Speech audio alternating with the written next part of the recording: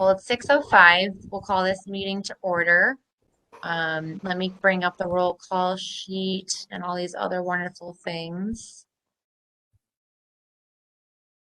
Okay, so the meeting is being recorded by the Economic. Let me double check that it's being recorded. I think it audio. Okay, meeting is being recorded. So the meeting is being recorded by the Economic Development Committee. If any other people present are doing the same, please notify me at this time. Our meetings are so riveting, so of course other people want to record them. Seeing none, we'll move to the roll. Now let me make sure I have the button. All right, so Counselor DeZoyer is happily with family, and so I did tell her to not even worry about us tonight. And so Counselor Hirschfeld. Here. Counselor Elmer. Here. Counselor Wheeler. I am present as well. I see the mayor. I see Director Adams. And I see the recorder is also here, but not recording. And I see Chief of Staff Letourneau and Counselor Bottomley. And City of Greenfield is the mayor. Okay, perfect. All right, moving right along with our. And I am here, President Ricketts. President Ricketts is also in attendance. Wonderful. So we have an approval of minutes for our September 8th meeting. Do I hear a motion to approve minutes? So moved. Hirschfeld. Moved by Hirschfeld. Do I hear a second? Seconded by Elmer. Second by Elmer. Okay, do I have any discussion? Seeing no discussion, we'll do a vote. All those in favor of approving the September 8th meeting minutes? Aye. Aye. Opposed? Abstentions? Motion passes. We do not have a public hearing tonight. We do have two motions on the table, however. Move to first motion of the evening. All right, so we have the motion. The City Council moved that be ordered that the Greenfield City Council declares real estate at 294-296 Federal Street, units located in the 298 Federal Street building to be surplus property and transfer said property to the mayor for sale. Do I hear a second? Seconded, Elmer. Thank you. Seconded by Elmer. There's a double motion here. And so let's take them. I think the conversation the mayor can confirm or deny. The conversation that we're going to be having here today will be about both of them. And since our committee doesn't do more than forward a recommendation, I'm going to recommend that we take these two motions together because they're very connected. And as we learned previously, that the mayor doesn't need us to declare. Is that correct, Mayor? Is that a formality? Is that what we learned from the building on Deerfield Street? Director Letourneau? No, that one was different. Okay, so we do need our authority. So let's just get this one out of the way, and then we'll move on to the discussion, which I think is why Director Toreg and Adams are here. Did I see Director Toreg on the call yet? I know that he said he was going to attend. So we'll move on this, and then maybe he'll be joining us in a little bit. All right, so discussion committee on declaring the real estate at 294-296 Federal Street for sale.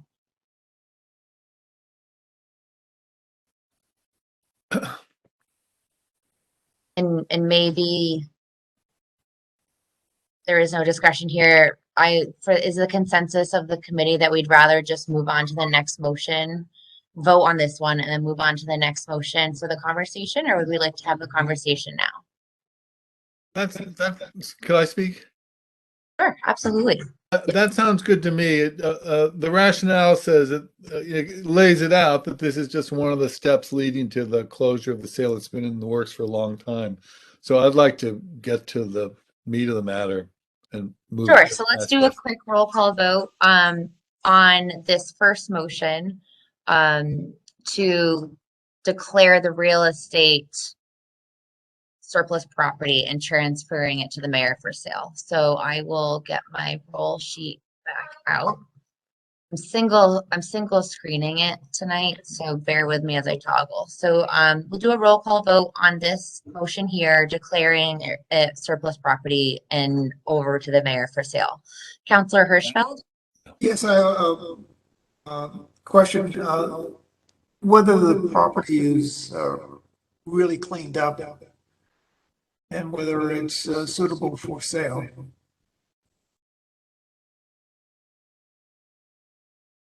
Sure, so we can move back to discussion. Would the mayor like to answer Councillor Hirschfeld's question? Was your question, Councillor, if the property is no longer brownfield status and is suitable for sale? That is correct. Actually, I'm getting an echo here, so I'm not sure. Sounds like you're honoring David Bowie a little bit. Oh, you know why? It's because Norm's on twice. Oh, I see. Okay, I'm I sorry. just, I'm gonna mute one of you, Norm. Now try speaking. Now try. Oh, I'm gonna unmute. Oh, by muting one,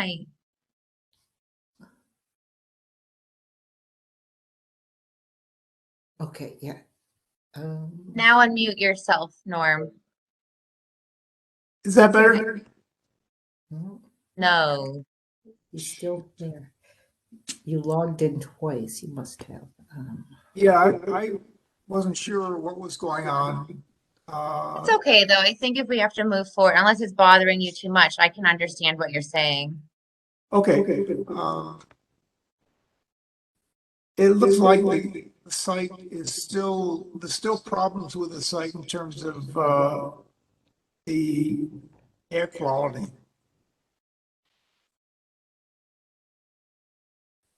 Am I not clear? And so you have a question about just the status of the property. Director Lorturno or Mayor Weingartner, would you like to answer those questions or can you? Sorry, I'm one screening it tonight too, so I was like toggling around. Yes, so this is really Director Twarog's project, but according to his memo, I think he actually sent to the full council. Let's see. He's answered questions from at least one of the city councilors. The environmental reports were submitted to both the U.S. EPA and the Mass Department of Environmental Protection, and those sort of serve as a certificate, meaning that it's okay to be sold.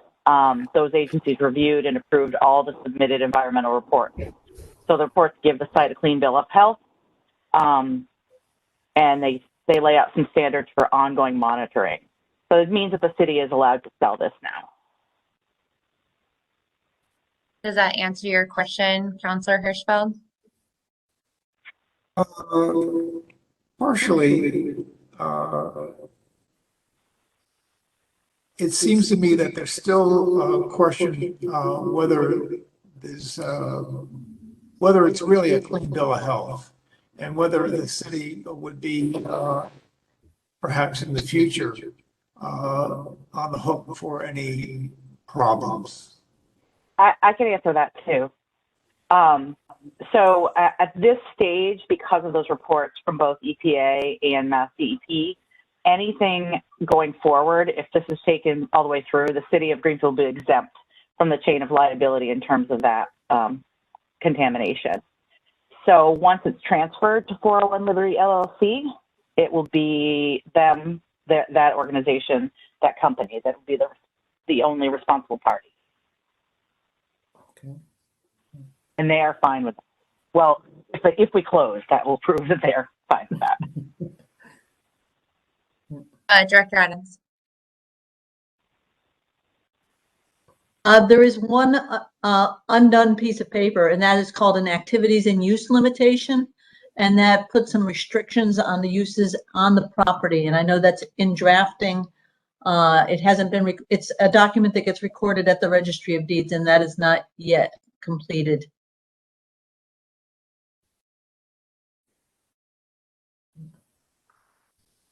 Do you have any further questions, Counselor Hirschfeld?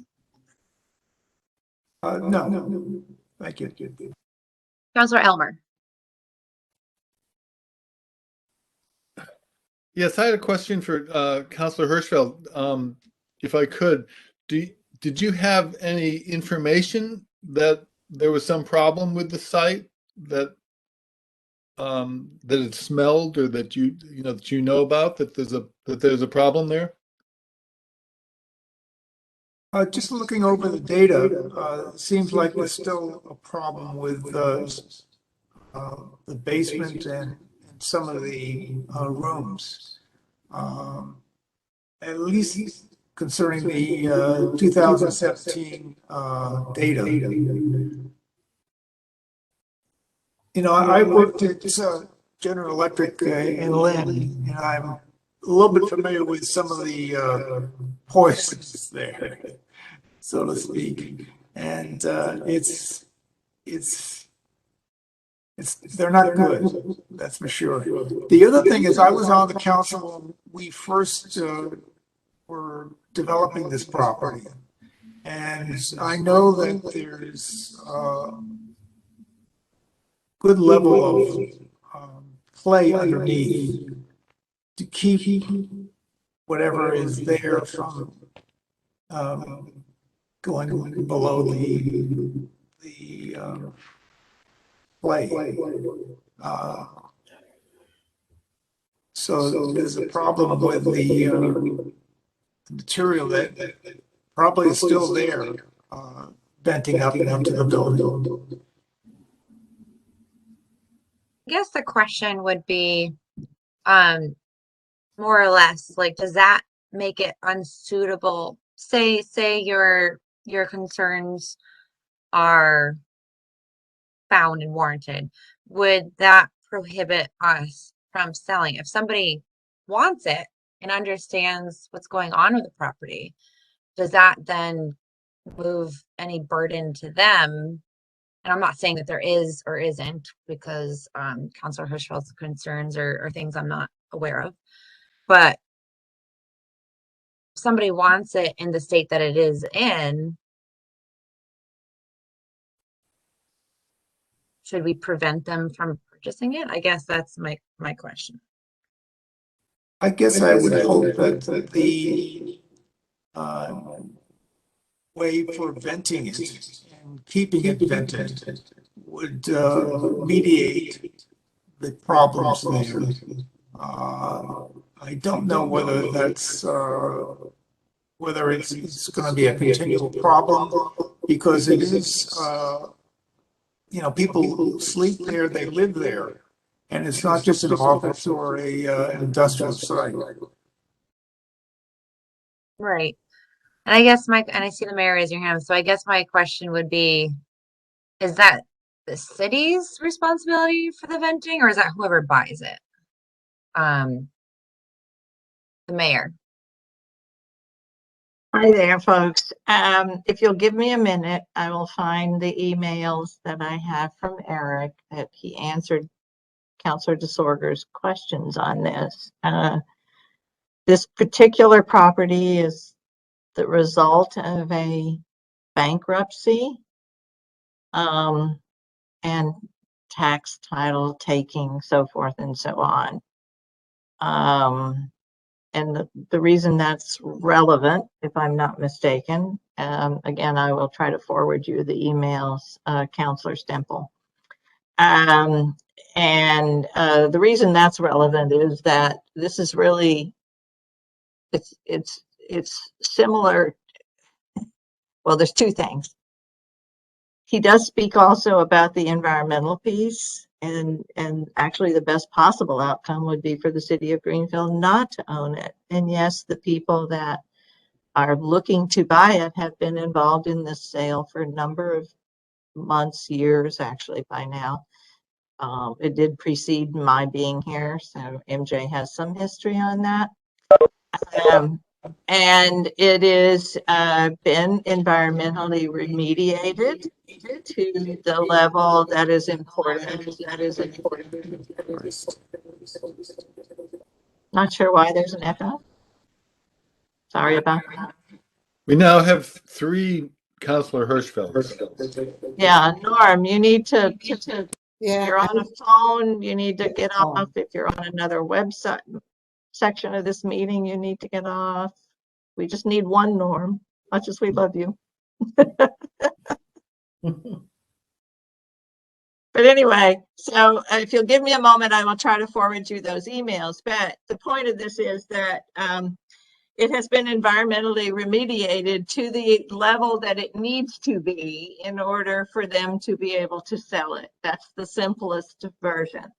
It is being monitored regularly. So if you'll give me a moment, I will, and I believe those emails should have been part of your background information. Yeah, I see it here, and I'm happy to read his response. Okay. Two points. In responding to requests relative to the sale 298 Federal Street to 401 Liberty Street. 2 points. So a certificate stating the site is fully remediated and clean. The environmental reports submitted to both the US EPA and Mass DEP serve as this certificate. These agencies have reviewed and approved all required submitted environmental reports. These reports give the site a clean bill of health under both US EPA and Mass DEP environmental standards with required ongoing monitoring. Second point, what language will there be regarding the sale that absolves the city of Greenfield from any responsibility of harm, untoward outcome for employees and clients who stay or work at this facility? Eric's response, since this former brownfield property was taken through both bankruptcy court and unpaid taxes, the city of Greenfield is exempt from the chain of liability in terms of environmental contamination and could never be considered a responsible party. Once transferred to 401 Liberty Street LLC, 401 Liberty Street LLC could potentially be considered a responsible party in any future situations.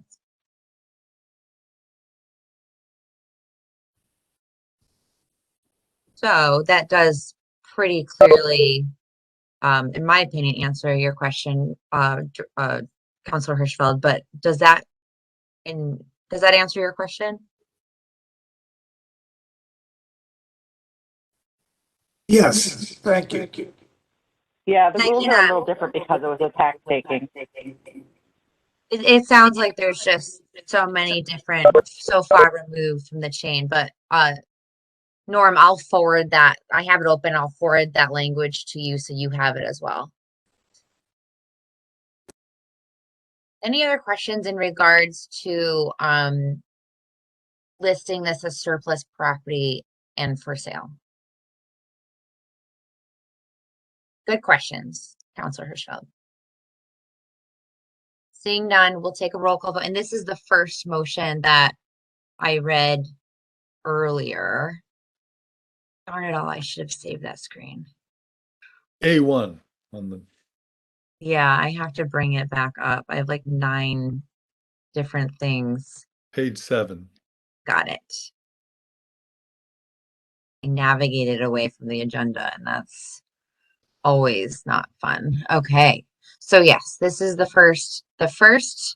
This is the one about listing a surplus property and transferring to the mayor for sale. So we're going to go ahead and take a vote. That being said, Councilor Hirschfeld, Oh, yes. Councilor Elmer, Yes. I am also a yes. In the absence of, we are missing Councilor DeShorter and Councilor Wheeler, but we have a quorum, so this. okay, and I will vote yes too. And President Ricketts, do you wish to vote? Yes, I'll vote yes. And will you be voting for the whole meeting? Yes. Right. All right, and so Because President we're Ricketts missing also two votes. counselors, right? Yep. Okay. 3 is a quorum, but you're more than welcome to vote. Thank you. Okay, so we've passed with a positive recommendation. So moving on to our next motion for tonight, the City Council, upon recommendation of Mayor Weingartner, that it be ordered that the City Council votes to authorize the mayor to sell 294-296 Federal Street, units located in the 298 Federal Street building, based on Greenfield, City of Greenfield Standard Operating Procedure RE 0001-03-M, policy on sale, lease, or option of city-owned land. Did I hear a second? Second, Elmer. And from Elmer, and now some discussion. I know that this has been a project of Director Adams for years. So I'm going to open it up for questions. Do you want to say something before I open it up for questions? Or would you prefer questions? Whatever works. Okay, so Councilor Elmer has a question. We'll take your question and we'll move from there. I'm always curious. Do we know what they plan to do with the property? They plan to do what they've already done with the property, which is they cleaned it up. The condominium B2 is a health, I call it the Recovery Healthcare Campus. They have converted it into institutional uses for addiction treatment. And part of it's rented out to BHN, Behavioral Health Network, who does a inpatient program for people in recovery. Clinical Support Options runs a program, a respite program out of part of one of the buildings. And my understanding is that there's another program that's being done in conjunction with the Sheriff's Department. All of them related to helping vulnerable individuals get their feet back out under them and back out into the community.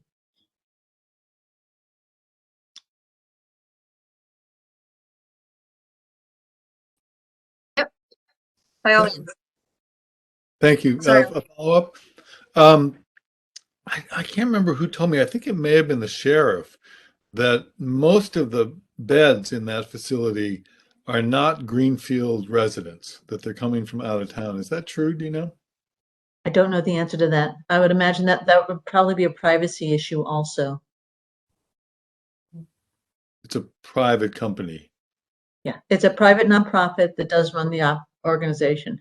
We could certainly ask them. I mean, we will share with you that, we at times have concerns about people who come to Greenfield seeking to be admitted, or people who come and are discharged.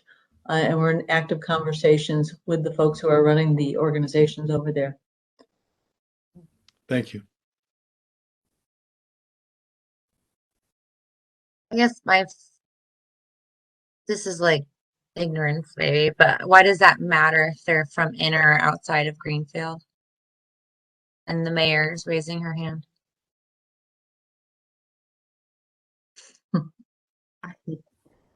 I can't really answer the question for Phil that you asked him, which is why does that matter? But what I can tell you in addiction and recovery, there aren't that many organizations like this one that do accept people with a moment's notice without a court's order, basically a court order. So it's not uncommon for addiction and recovery centers that have beds available to take in people from other parts of the state. It's a part of how we do, like it or not, effective or not, it's how we do recovery in this state. So that's why, in my mind, it matters. Would I prefer? We certainly probably have plenty of people in Greenfield who could utilize those services. And I would prefer that it had a majority, but I understand the models that they're using and how they attempt to at least help people who need to get into recovery. It's a very similar model to when my mother was sick, we had to find a nursing home, long-term care facility for her, and it's no different. We were going to maybe have to put her in somewhere in Boston because that's where the bed was available. So to me, it's no different than any other process in the medical field system. It's just obviously a different type of care. And being somebody who has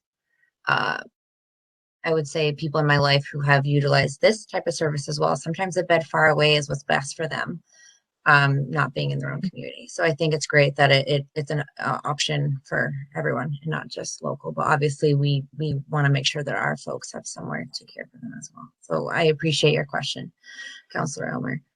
Follow up.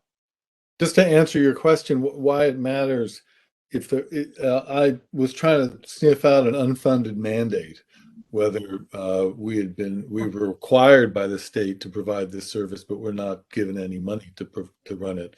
But I understand that this is a private company and not coming out of Greenfield taxpayers' dollars, or not directly. Correct. I'm sure they have health, I'm sure there's health insurance that covers part of it. Some of it's probably private pay, but it's paid for. None of the budget for this comes out of our local funds. Thank you very much. I saw Councilor Hirschfeld's hand. Yeah, I think we're fortunate to have this facility and have our local people working there and involved in seeing that this facility is in good hands. I mean, also, I assume it also works with the jail too, but I'm not sure. Yep. Yeah, I think the sheriff's office runs a program out of one of the buildings. Yes. Is it Ricketts? Yes, I know that there are a couple lawyers in town who've told me that they used to have to drive some of their clients to other towns that are like 2 and 3 hours away, before we got this here. So it's really important that we have this in the community. So I think it's really good. And I'm glad the sheriff's department's involved because they have lots of programs around this issue.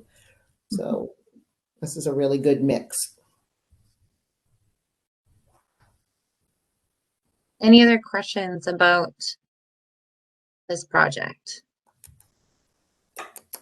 Some of the other questions, I know that you've been so diligent, MJ, in terms of the business side of this, having sat in on some of the negotiations myself. And so I think it needs to just be brought to light how much work you put into this and making sure a negotiation is not like one side wins and one side doesn't win. It works best when both people coming to the table are satisfied with what they're getting. And you did such a great job of making sure that the city's interests in this unconventional STA, we learned a lot through this process. We are now maybe the poster child for successful STAs, which can otherwise be very complicated. And I just need to commend you for all of the work. The sleuthing then led you down this path of really standing up our TIF program for the city, which is also a lot of work, and adding some accountability to a program that has served Greenfield very well for the last, I don't know, a few decades. So I just need to thank you for that because I know it kind of fell in your lap and you're like, okay, we're going to figure this out. And figure it out you did, because this long time beautiful building in Greenfield that sat vacant for years and years and years is now being put to use. And from what the counselors are saying here tonight, it's a useful use for our community. And it sounds like for families across the Commonwealth. And this building, I like to think that we're stewards of buildings for a period of time. And who knows what this building will be in decades from now for generations to come. So it's back on the books. It's beautiful. let it soar, so to speak. So that's all I really have to say. Are there any other questions or comments?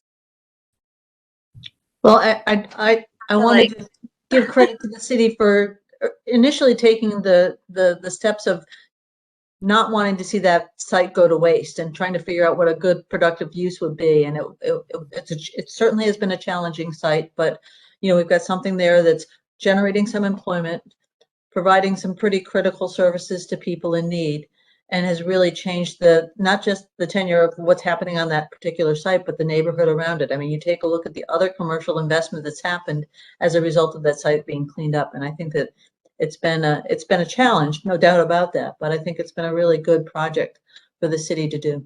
So Thank you very much. and Any thank other you for working comments? through the negotiations on the STA with us. You were on the committee. It was a learning experience, and What is I'll an be STA? An STA is a special tax assessment, and Okay. it's essentially a tax agreement, a tax break that we offer for someone who's taken a fairly high risk position in terms of redeveloping a property. So we're giving them some relief on their property taxes for a period of 7 years. and that was part of the negotiation. As the city, we typically want a lower time frame, lower deal, so less than 10 years, and they agreed to that in terms for the terms that they wanted. And so both sides got exactly what we wanted eventually. And really, I'm just so excited. Someone who's always been fascinated with the buildings of Greenfield and these historic sites, to see this building back, it's just really exciting to me. And this has been a thorn in the side since I started on council and since before I was on council. And so I have these emotions and energy running through my body right now that we're not in person, so you guys can't really tell, but I'm tense. And I'm just really I just have to clap to get it out, because good job, MJ, for carrying this torch through. This is really exciting. So clearly my energy is a little insane. So without any other further questions, holy moly, here we are making a recommendation to sell this thing. Awesome. All right, I'm going to go ahead and do a roll call, starting with Councilor Hirschfeld. Again, we're voting to recommend the sale of this building, and I don't have the thing up because I scrolled too far away. And so reminding everybody, this is the second motion attached to this to authorize the mayor to sell. All right, so Councilor Hirschfeld. Yes. Councilor Elmer. Yes. And I will also vote yes. President Ricketts. Yes. The motion moves forward with a positive recommendation. And now on our agenda, we have on page 10, we have a resolution. And I'll go ahead and read it. The City Council moved that it be ordered that the Greenfield City Council approves the attached resolution titled "A Resolution Requesting that the Mayor Pursue the Development of the Hope Street Parking Lot as Mixed Income Housing when the temporary fire station is no longer needed. Whereas Greenfield has excess parking capacity, and whereas the municipal parking structure has historically been underutilized, and whereas the housing crisis in Greenfield and nationwide continues unabated, and whereas the Sustainable Greenfield Master Plan identifies enhancing and expanding options to live in walkable neighborhoods and reduce automobile reliance for work, services, and recreation, page 132, as a key strategic priority for the city. And whereas the current site of the Hope Street parking lot is both walkable and transit oriented, and whereas zoning on that site is favorable to the development of housing, and whereas surface parking lots are a low value land use, and whereas returning city owned land to the tax rolls in a productive use will help to ease tax burdens for Greenfield residents, therefore the Economic Development Committee of the Greenfield City Council, the body in the city's legislative branch that deals with all matters pertaining to planning, redevelopment, housing, and sale of town-owned land, hereby requests that the mayor proactively seek a public or private developer to create a substantial number of mixed-income housing units on the site of Hope Street parking lot, negotiating incentives with said developer as needed to ensure that the project is feasible. Do I hear a second? Second, Elmer. Thank you. Motion's been made, seconded. I do not remember who submitted this. Is it Council one of Dolan. you? Councilor Dolan. Council Dolan. Councilor Dolan here to speak on behalf of this. He is not. I've heard him a couple times. If that's any use. I thought I heard him too. He just, I'm just going to say that he brought it forward to the Sustainable Greenfield Implementation Committee, and I believe he spoke about it before in this committee. Yes. And it's a recommendation. It's not binding, but I would love to hear what the mayor has to say about it. Me as well. Can I just speak real quick about the resolution itself from Councilor Dolan? He did bring this idea kind of verbally to a meeting with me, at least, with the mayor's office, I think a year ago now, during that moment in COVID where we actually saw each other again in person. And his rationale behind it, I won't speak to whether or not the mayor is in agreement either way, but his rationale was that if it's going to be parking lot out of rotation for 20 to 24 months, it's kind of a good test to see if we miss the parking or if there's something else we can do with that property. So that was his main rationale for wanting to do this now. The mayor. So in theory, I don't think it's a bad idea because we have limited land on which to develop housing, particularly the kind of housing that we're thinking of, a more dense area within the urban core. So in theory, I don't disagree with it. As a practicality, I can't say at this moment in time. It will be out of commission as a parking lot for 2 years. We are already experiencing the strains of that, those parking spaces not being available, not just for the use by local businesses, most importantly Hope and Olive, but others in the area.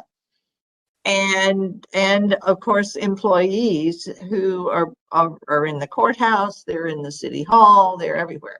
We have a parking garage. It's taking some time to get people to understand that wouldn't you rather have a car in the winter parked in covered parking than out in the open? So it's too early for me to say categorically, should the decision come to me, to use it that way. But I appreciate Councilor Dolan's efforts. Thirdly, if that's a third, I can't remember, but anyway, additionally, we don't know at this point in time what's going to happen with the armory. That too may provide housing. It seems to be, well, I don't know. Since we last talked about it, DCAM did not like our idea and told us as much, and we didn't pursue it further. They seem to still want to hang on to the idea that it should be housing. We have heard from a couple of different housing developers that because of the nature of how it's designed, it doesn't really lend itself to housing. I'm talking about the armory. Windows are too small, they don't meet code, et cetera, et cetera. So I don't have enough information at my fingertips right now about the armory and how it might be used going forward. And the DCAM process that they seem to be so enamored with in the summer seems to have come to a halt because they were supposed to hold meetings, public meetings, get ideas, et cetera, and I have heard nothing from them since then. So I'm not saying no, I'm just saying those are my that's what I've been thinking about with regard to it. So it's not an unreasonable idea but it's also a little bit difficult to say. I have to say parking revenue in all of its glory, whenever it's running 100%, is a significant portion of our revenue. So we are going to take a hit no matter what. We knew that going into taking this one out of rotation, as well as some of the other things that we've taken out of rotation. So we're going to have to supplement that income some other way if we're going to continue to do that. Counselor Elmer. Two questions. What's DCAM? And can you compare the revenue from parking from the revenue that might come from a residential structure there? DCAM is the Division of Capital Asset Management for the state. And so whenever there, if I'm not mistaken, and certainly MJ can correct me, but whenever the state has state-owned property, which this more or less, well, it wasn't, it was owned by the Armory for some time. The Armory decided to, rather than give it to the city of Greenfield, they gave it to DCAM, the Division of Capital Asset Management, for them to dispose of as a quote unquote quasi-state owned property. And so that's the process that they undertook in the early part of the summer, spring, where I came to you and said, we have this idea, we're going to put that forward to DCAM, et cetera, for a mixed use housing and potential retail / office space there. They did not like that, did not fit their guidelines, never mind the fact that their guidelines were pretty vague. But I know that when the Armory owned it, it was to go straight. When I say the Armory, it's Massachusetts National Guard. When the Massachusetts National Guards owned it and thought they wanted to sell it or give it to the city for $1, they wanted to see it go all to low-income housing, particularly for veterans. So it's been a bit of one of those those things that the state gets involved in. But if I could, what about Councillor Dolan's suggestion that we get a lot more revenue if there was housing there than we get if there's parking there? He says parking is like the least productive use of city property. That may be true. What I just said earlier is that I don't have enough of that kind of information tonight to give you that kind of an answer.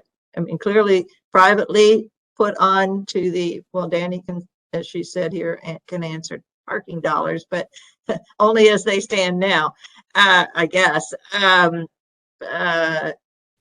Private development there, fine.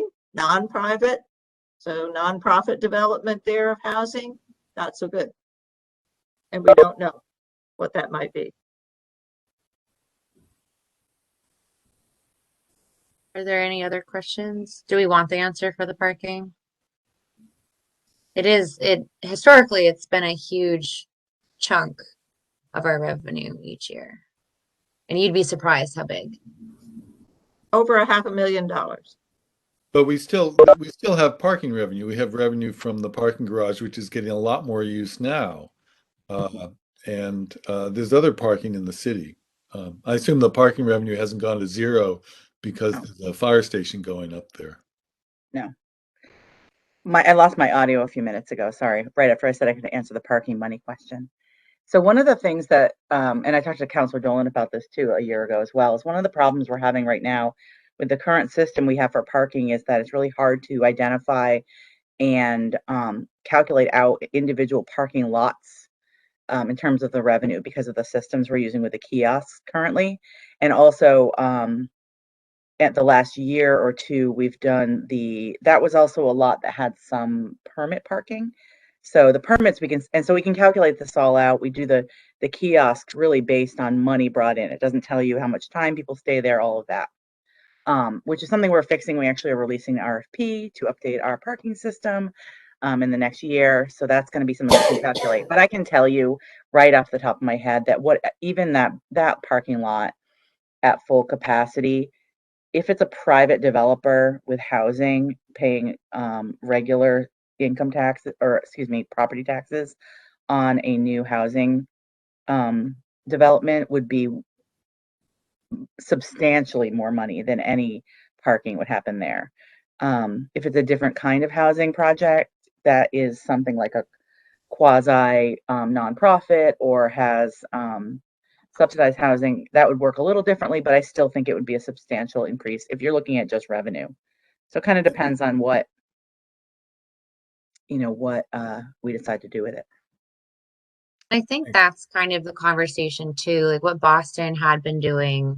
Granted, I haven't really been clued into that in a very long time, but what they had been doing with new development is they actually have a city ordinance where they require certain portions of new development to be X part of the housing market.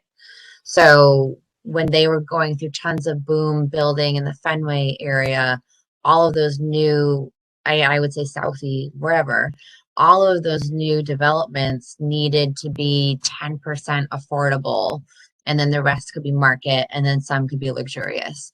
And so they really built that based on what sections of the community they felt that they had.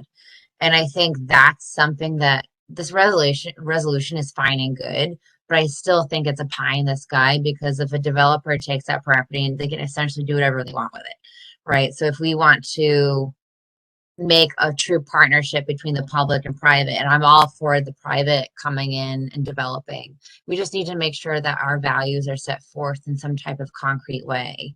And developers, it's not something that would like keep them away because other communities already have these in place. And so that's something I would be willing to do more so than this resolution. This resolution's great. And I know that Tim does his research and I love everybody and they're all so smart on the Sustainable Greenfield Implementation Committee. I would like to take it into a little bit more. And I know that we know what pockets of housing we have and what we need, because we do that great work all the time and we're very keenly aware that we need housing. So I would almost be willing to maybe parking, no pun intended, putting into a parking lot to consider what type of for new development of housing, like what type of percentages do we want to put in place for affordable versus market rate, because the reality is we need affordable housing, but we also need all levels of housing to support the affordable housing. We need all of it. We need all of it. So I don't know if that's something that SGIC has taken into account. It's already 7. I'm not going to move that forward tonight, but it sounds like a project for this committee to consider to put forward to the council for the future. I think it stimulated a good discussion here. Yeah. I wouldn't object to the council having the same conversation. I mean, the language of it does say a substantial number of mixed income housing units. It's pretty vague, but it opens the door to trying to figure out what we want. I'd also add, I'd love to have some style rules about it. I don't know how we impose that, but I would love to have the city have some control over whatever building goes up there, what it looks like. Maybe that's pie in the sky. Do we have, anyway, it is getting close to 7. I don't want to drag this out. But that's a good valid conversation, right? Some communities do require a certain look and feel in their downtown corridors. That is something that we haven't required. But we do have ordinances such as signage rules and stuff like that. And that was something that we were going to look at a while ago because there was the staffing organization who really, really, really, really, really, really, really wanted a signage piece. And I think we did fix that for them. But anyway, going down the rabbit hole. So I like the idea. Well, let's be intentional as a committee. So if what we're saying or what you're saying, Counselor Elmer, is that you're interested in this, will go forward to the council regardless. We can send a positive or negative recommendation to council. This will go, I'll make the recommendation that this does go to full council agenda. But maybe I don't know if the move is to make no recommendation and just put it forth for a discussion. or if we want to put forth some type of recommendation. I mean, I want to hear from you guys, and then I'll share my thoughts. I was going to suggest that we move it forward with a positive recommendation to so that it will have further discussion. For the purpose of discussion, we're moving it forward with a positive recommendation. My Is other that- concern with that, my only concern is it's one of those conversations that can go down a rabbit hole and the best rabbit hole ever. Like, this is the most luxurious rabbit hole you could ever imagine. And I don't want to put us in a trap of having so limited time to have that conversation. And so maybe we almost like caveat it with like, let's have this conversation. And if it gets strung along too long or too far outside, that someone moves to like maybe have a public forum or something. I don't know. But I think it's more meaningful than the 10 minutes of being rushed at a city council meeting. However, let's start there. So what I'll do is we'll take a roll call vote with the intentions of setting it forth for a starting discussion on the council floor, and then maybe on the council floor we decide what our next steps are as a group. Does that sound good? Director Adams. I just wanted to share some information that, we're moving forward and doing a update of our downtown revitalization plan. Clearly, this parcel is located in our downtown and will be part of that discussion. When I hear you talk about design guidelines and, uses of surface lots, I absolutely understand on how you can have a conversation at a meeting and it doesn't necessarily go or resolve anything, but I wanted to offer that as a venue to have that conversation, is to include it as we're having the discussions about trying to formalize some more recommendations about what our downtown revitalization plan update might include. So When do those conversations start again, MJ?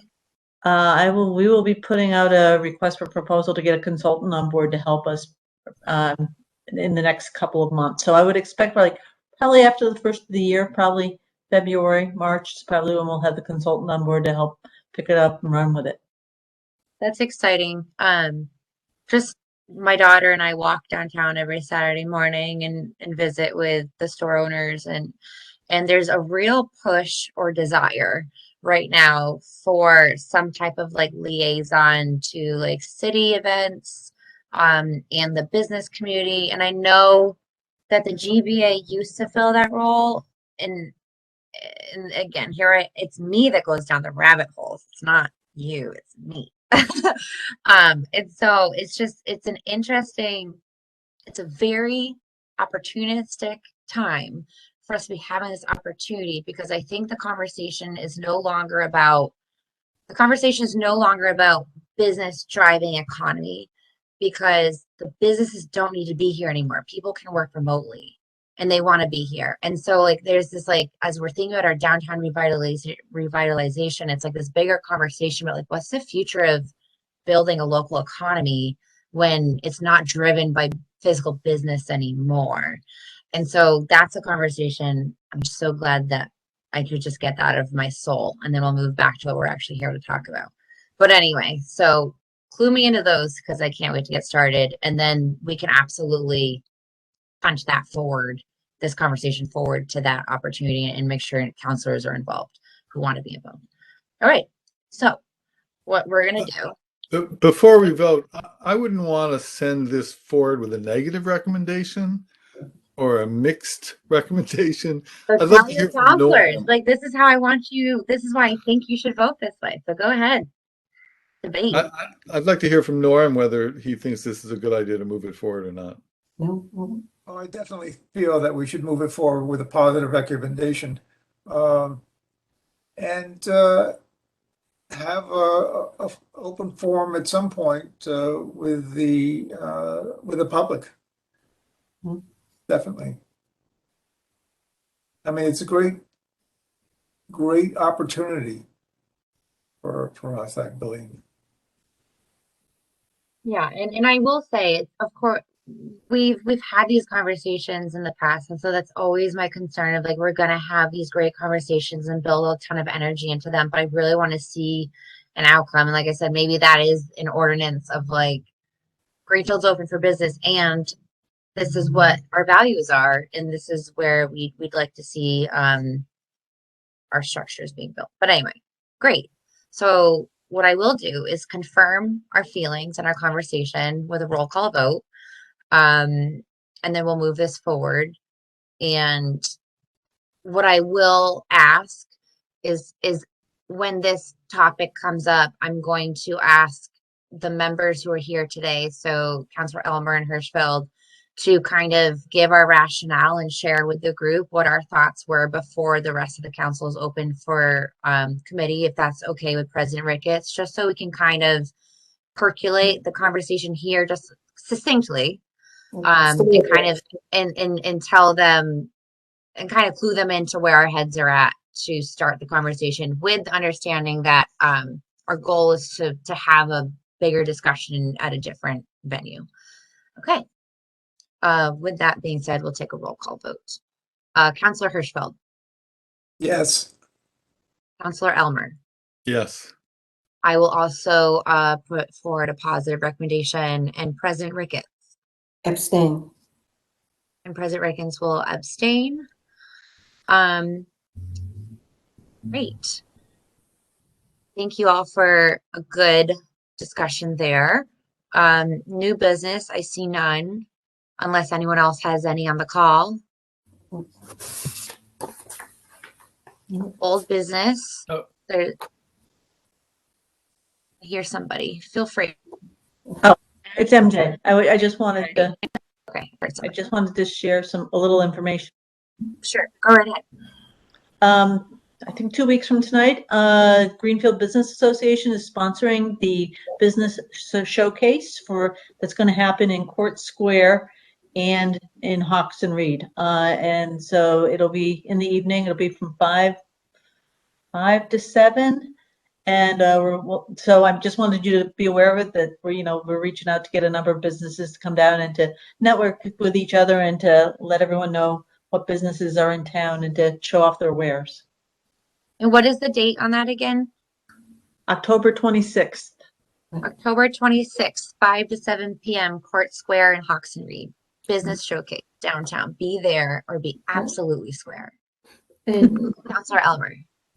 Yeah, another piece of old business, if I could. I just want to say that I feel much better about Court Square now that there's a food truck there. They totally drive purpose, don't they? They are totally driving purpose. It's wonderful. It really is. You're welcome. Yes, thank you, Janet.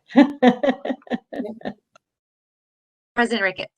Okay, and I also want to add that the GBA will be part of the downtown Halloween trick-or-treating. And so that's another event, and all the businesses will be decorating their windows. And so we're really working on that a lot to get everybody involved. So look out for all of that coming too. What's the time and date? It's Halloween. Okay. So it's October 30th, maybe. Let me just look. And so that's It's so downtown Halloween. Saturday. That includes the rag shag. Yeah. Yes. I haven't seen anything go out about that, and I've had businesses reach out to me. And Christy Moore was getting married, so it's like this. Yes, she was on vacation. She got married this weekend, and she's out for another couple days. So, Yeah, but it's, So she gets if back. anyone has information that they can send to me, so I yeah, can I'll carry send it this forward to and harass. you. Yep. Great, It's thank you. October 30th, 4 to 5:30. I believe she actually did post on the rec page. So it's on the Facebook page. Cool. On the rec Facebook page, I believe. You can check. I just remember seeing it over the weekend. Yeah, but the So I parade will- starts at 5:30. Yep. Awesome. Sawyer's gonna be a ladybug.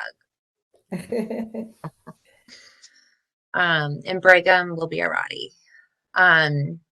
Cool. Any other fun things to share?